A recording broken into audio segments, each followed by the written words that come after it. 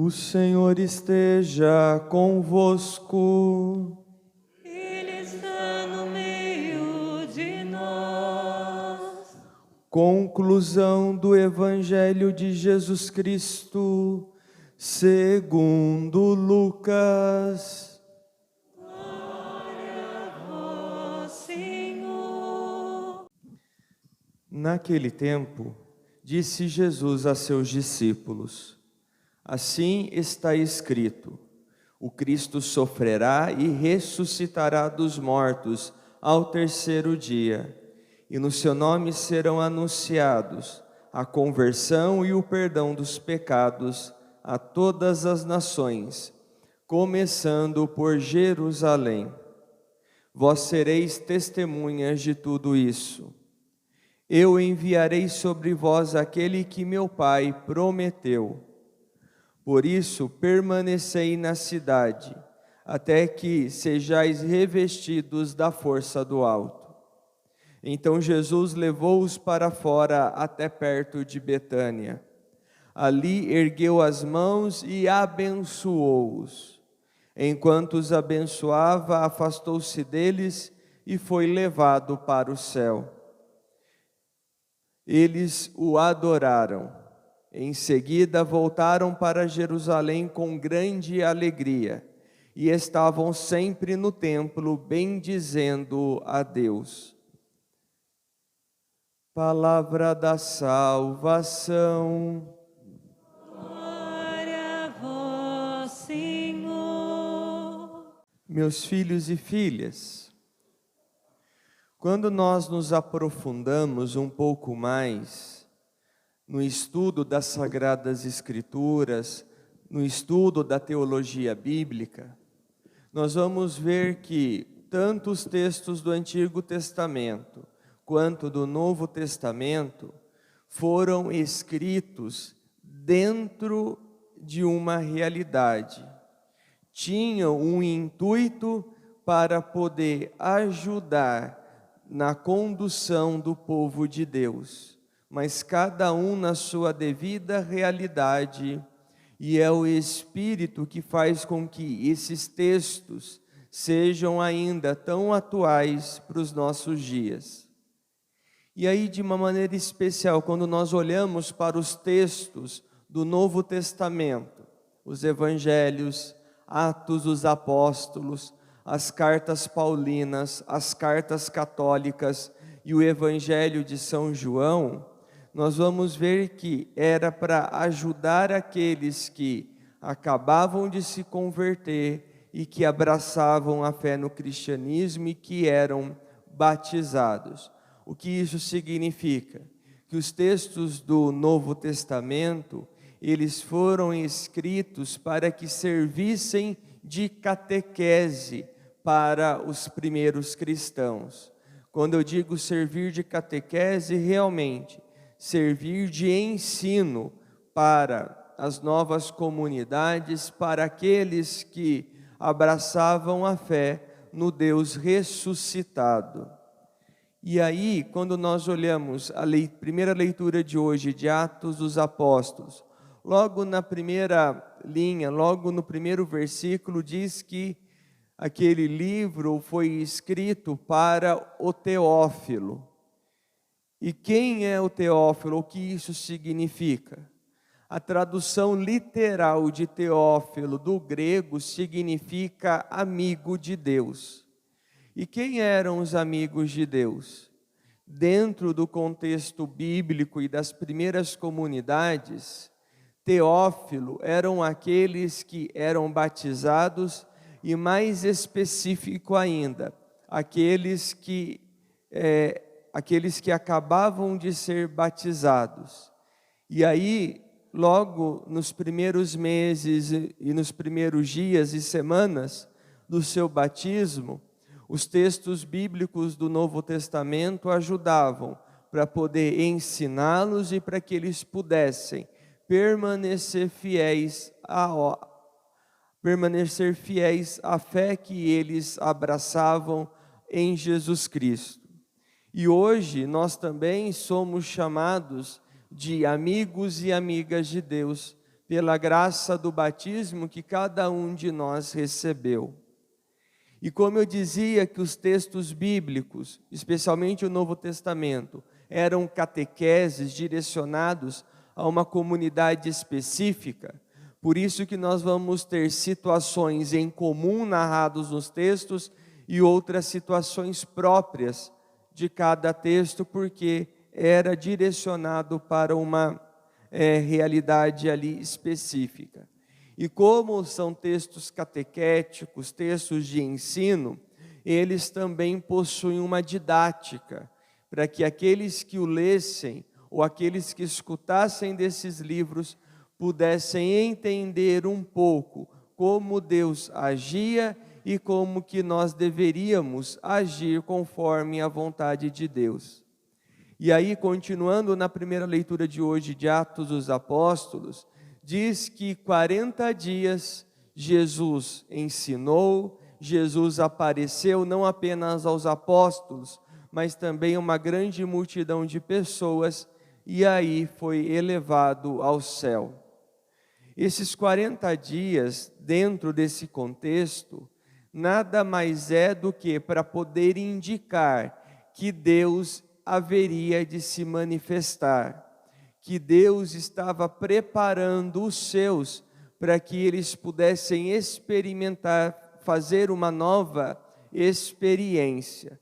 E essa nova experiência e essa preparação é Pentecostes, o envio do Espírito, o envio do defensor, que nós iremos refletir um pouco melhor no próximo final de semana, no próximo domingo. E aí, por que eu digo isso? Jesus, quando ele ressuscitou dos mortos, ele assume de uma vez por todas a sua divindade, ou a sua divindade de uma vez por todas é manifestada.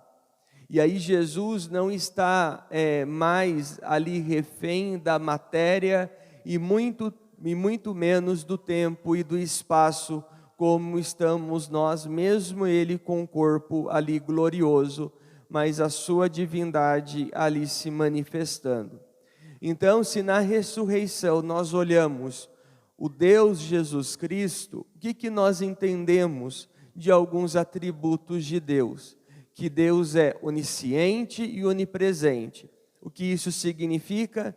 Que Jesus Cristo pode estar em todos os lugares ao mesmo tempo, em vários lugares ao mesmo tempo, e que Ele também sabe a possibilidade de todas as coisas. E o que isso significa?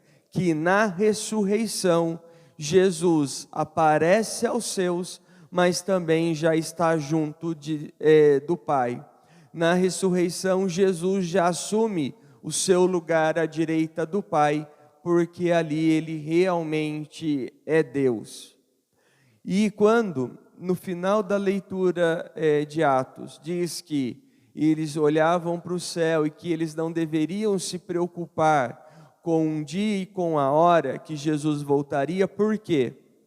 Logo após a ascensão, a ressurreição, os discípulos, os apóstolos acreditavam o quê?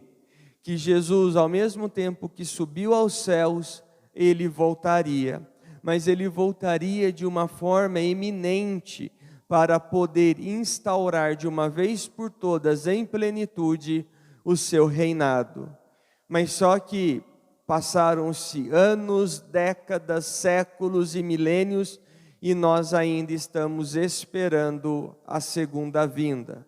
E aí, quando nós ouvimos na leitura que eles deveriam se preocupar no seu dia a dia, é porque nós não devemos nos preocupar com um dia e com a hora que Jesus voltaria, que Jesus irá voltar, e também com o momento da nossa morte.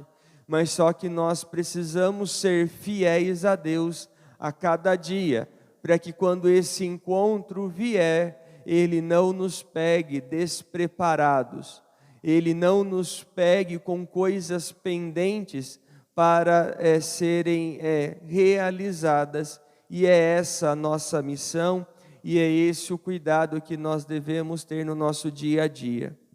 E quando tem hora que eu escuto certas pregações ou certas afirmações que tem hora que as pessoas só falam para um efeito, ali como uma frase de efeito, que nós estamos no mundo, mas só que nós não pertencemos ao mundo. Precisamos ter muito discernimento e cuidado com essa expressão, porque o mundo é criação de Deus e Deus nos deu a missão de cuidar deles e não viver fora dele. Porque infelizmente com essas afirmações nós podemos fazer com que muitos cristãos fiquem alienados. O que isso significa? Que fiquem fora da realidade e não assumam a sua responsabilidade no cuidado com a criação, a responsabilidade de um com o outro e muito menos entender que cada um de nós é chamado a santificar o local onde se encontra. Santificar aqui é ser presença de Deus na nossa família, inclusive nos encontros de família que nós vemos, infelizmente, até hoje, muitos jovens se afastando da família porque não querem estar ali compactuando com o erro. Deus não pediu isso e Jesus Cristo andou com todos. E os encontros e com momentos de família também é a nossa missão, partilhando ali a vida com os seus, no nosso trabalho, nos nossos estudos e em qualquer outro lugar. E aí, continuando essa reflexão na carta aos Efésios, nós vamos ouvir o que de Deus? Eu dizia que nós somos amigos de Deus, que nós devemos ser fiéis a Deus no nosso dia a dia, aonde nós nos encontrarmos, sendo essa presença de Deus. E aí, a presença de Deus que acolhe e que entende os outros, e não a presença de Deus que quer simplesmente apontar o erro ou colocar a pessoa numa situação totalmente desconfortável, num Deus que simplesmente pune. Precisamos ter cuidado com essa imagem de Deus que muitos criam. Mas a segunda leitura de hoje nos diz o seguinte, que Deus nos deu um espírito de sabedoria. E a sabedoria, dentre os dons do Espírito, é o dom mais elevado, mas também é o dom que exige maior responsabilidade da nossa parte. Porque ter um espírito de sabedoria significa que nós devemos pensar e agir como Deus. E será que nós entendemos isso? E será que nós entendemos a responsabilidade dessas ações, de agir e pensar com Deus, como Deus? Porque nós aí então vamos precisar aprender a ter discernimento naquilo que é vontade de Deus, naquilo que é a nossa vontade e naquilo que é tentação.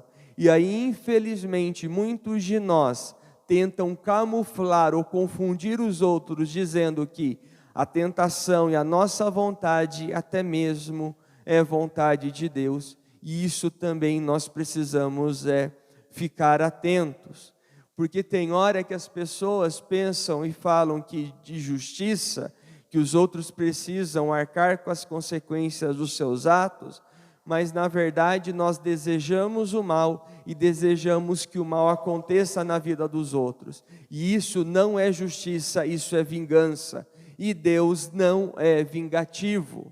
E aí tem hora que nós queremos medir Deus com as nossas medidas, e é por isso que aí nós vamos entrar em conflito, porque nós precisamos aí abaixar a guarda, engolir o nosso orgulho e dizer que nós precisamos de Deus e que aquilo que nós acreditamos que fosse verdade ou vontade de Deus, nada mais é do que para poder satisfazer o nosso ego ou até mesmo para poder justificar o nosso pecado.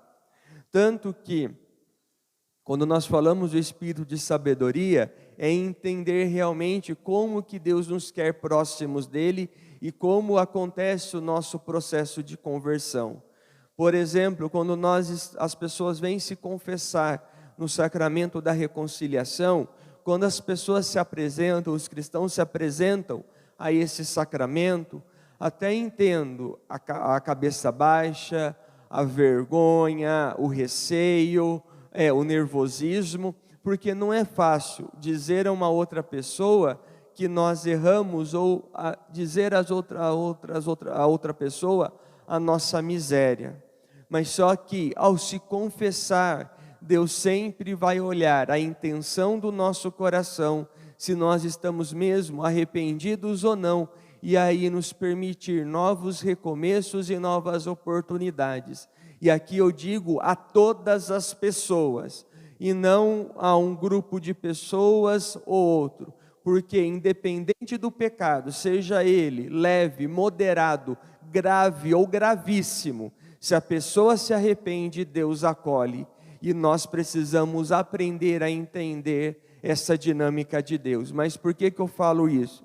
Porque tem hora que as pessoas recebem a absolvição dos pecados e aí, em vez de saírem agradecidas e leves daquele momento, saem de cabisbaixo e ainda com sentimento de derrota.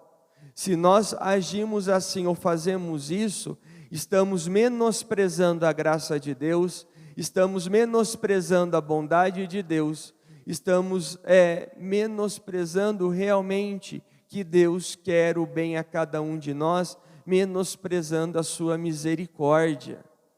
E aí, o que Deus pede a nós? Que nós realmente assumamos o perdão, que nós assumamos essas novas oportunidades, em vez de simplesmente cruzar os braços e dizer, Deus me ajuda, mas se eu errar, Deus entende também, porque eu sou pecador, tenho os meus erros, enfim. E aí isso nada mais é do que um conformismo, em vez de lutar para que nós possamos ser melhor.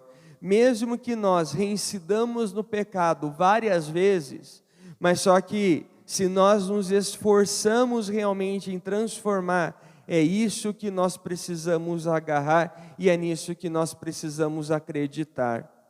E aí o evangelho da celebração no dia de hoje conclui toda essa nossa reflexão. Continuamos com a ascensão, mas só que tem 2 momentos do evangelho que Jesus quer nos dar um ensinamento muito profundo. O primeiro, no final do evangelho é dito que após a ascensão, os apóstolos voltaram para Jerusalém, mas voltaram alegres. E é essa alegria que Deus quer que nós vivamos a cada dia. Mas entendam, alegria aqui não quer dizer que nós não teremos adversidades, que nós não teremos sofrimento, e muito menos que nós não iremos passar por momentos de tristeza. Alegria aqui também não é simplesmente um sentimento, uma euforia que vem de dentro para fora, mas alegria aqui de que nós estamos nos esforçando em fazer a vontade de Deus. Alegria de realmente ter o coração sereno e a consciência tranquila, de que estamos buscando ser fiéis a Ele, abraçando a sua vontade. E mais ainda, alegria no seguimento, no discipulado, em vez de um peso, em vez de um fardo. Se o discipulado de Jesus Cristo é para nós um fardo, é porque nós ainda não entendemos e ainda não estamos íntimos de Deus. E o segundo ponto no Evangelho é que Jesus sobe abençoando os seus apóstolos. E aqui nós temos o sentido principal da bênção. Por quê? Tem hora que as pessoas pensam que bênção é um ato de superstição, é um ato mágico, que receber a bênção de Deus, Deus no estalar de dedos vai resolver os nossos problemas, e não é isso. Receber a bênção de Deus nada mais é do que realmente Deus nos dar ferramentas necessárias para que nós possamos continuar a fazer a sua vontade no nosso dia a dia. E um exemplo disso qual é? Ao final de cada celebração da Santa Missa, na bênção final, não é uma bênção para poder dizer que acabou o momento, acabou o sacramento e que se encerrou a celebração naquela hora, mas sim mas Deus nos envia a missão, que aquilo que nós experimentamos aqui, o Deus que nós comungamos, que nós possamos levar às outras pessoas, mais uma vez repito, sendo sinais de Deus e santificando o local onde nós nos encontrarmos. Que nesta Santíssima Eucaristia Deus nos ajude a fazer a sua vontade, que possamos assumir que somos amigos de Deus e que nos esforçamos para poder discernir, para poder fazer a vontade de Deus acima de tudo. E que realmente, aonde nós nos encontrarmos, sejamos sinais da presença, do carinho, da acolhida de Deus. Louvado seja nosso Senhor Jesus.